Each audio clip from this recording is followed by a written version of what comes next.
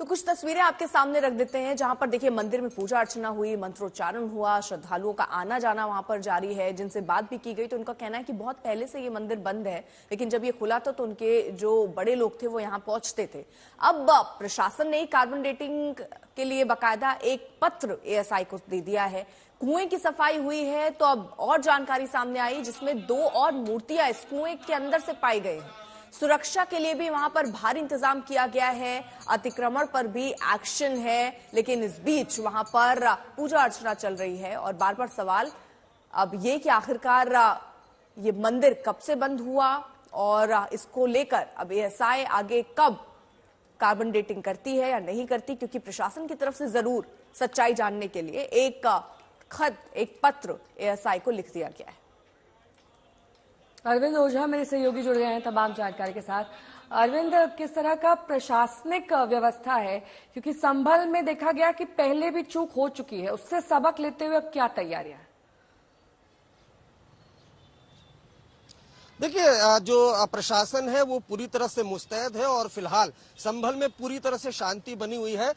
2 दिन पहले आपने देखा कि किस तरीके से 46 साल पुराना मंदिर वो डिस्कवर हुआ, जब जो स्थानीय प्रशासन है वो बाकायदा एक स्पेशल इलीगल इंक्रोचमेंट ड्राइव चला रहा था। उसी दौरान एक मंदिर अस्तित्व में आता है जो खंडहर में तब्दील हो गया था, उसकी पूरी तरह से साफ सफाई की गई।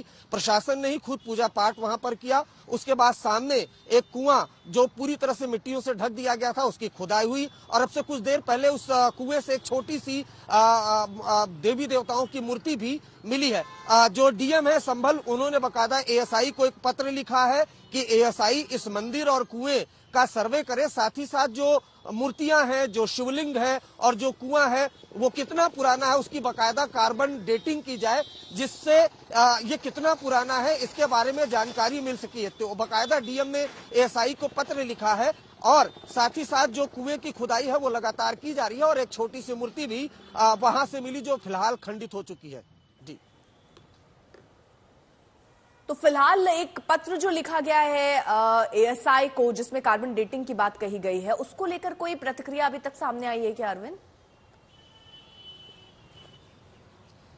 देखिए, एएसआई की टीम माना जा रहा है कि आज या कल जो वो इलाका है उस इलाके में पहुंचेगी जो जहां मंदिर मिला है और जो कुआं मिला है। लेकिन मैं आपको ये भी बता दूं, दरअसल इस गली का इतिहास ये है कि पहले यहाँ पर खुद ऑन ग्राउंड हमने वहां पर जाकर बकायदा तफ्तीश की। पहले यहाँ पर कई हिंदू परिवार रहते थे जो यहाँ से छोड़कर चले गए। तो माना यही जा रहा है कि जब हिंदू परिवार यहाँ रहता था, रस्तोगी परिवार रहता था, तब इस मंदिर में पूजा पाठ की जाती थी। चूंकि अब वहाँ हिंदू समुदाय के लोग रहते नहीं है, इस वजह से जो मंदिर है वो खंडहर में तब्दील हो गया। अब चूंकि जब स्पेशल ड्राइव चलाया इलीगल इंक्रोचमेंट के खिलाफ, तब जो स्थानीय प्रशासन है वो वहां पहुंचता है।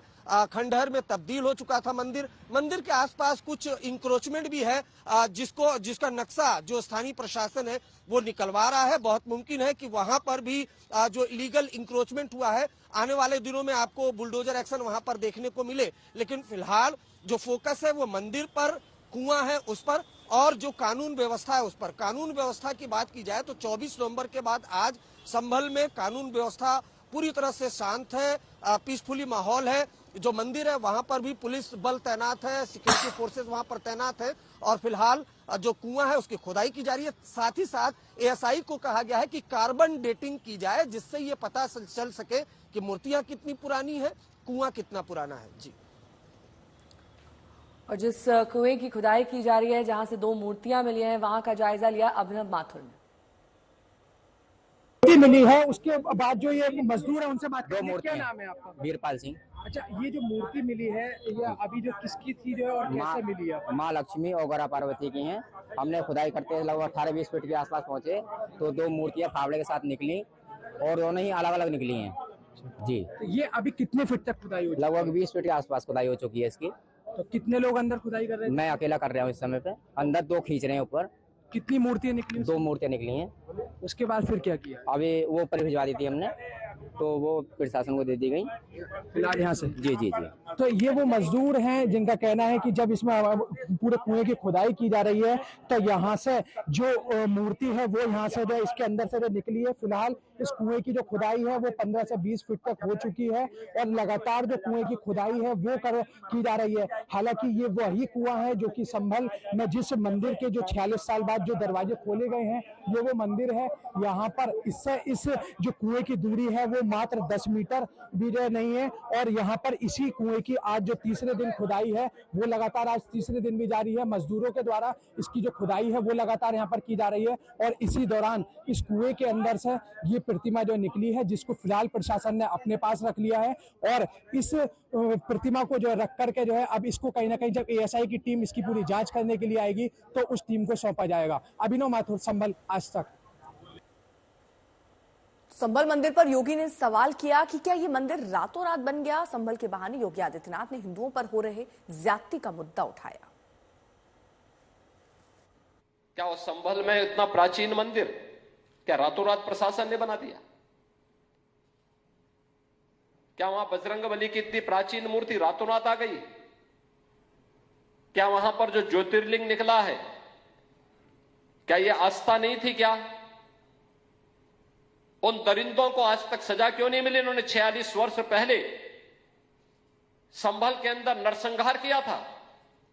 क्यों नहीं चर्चा होती संभल में उन लोगों की?